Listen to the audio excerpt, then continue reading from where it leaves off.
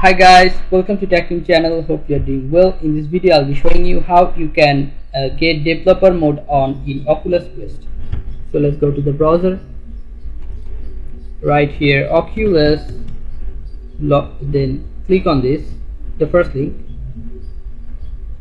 After that you will see an interface like this, but you have to go in the corner. You can see a person icon, right? Just click on this, and then you have to continue with Facebook.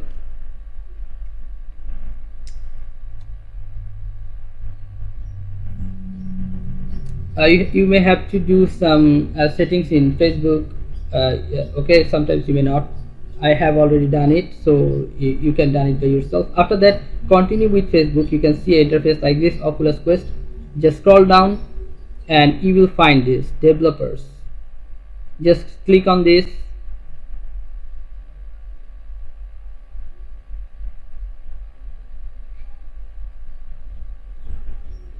Here's the developer center. That means your developer mode is on.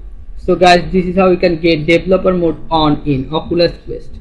So guys, if you find this video helpful, then please give a thumbs up and don't forget to subscribe to the channel. Thank you so much for watching the video.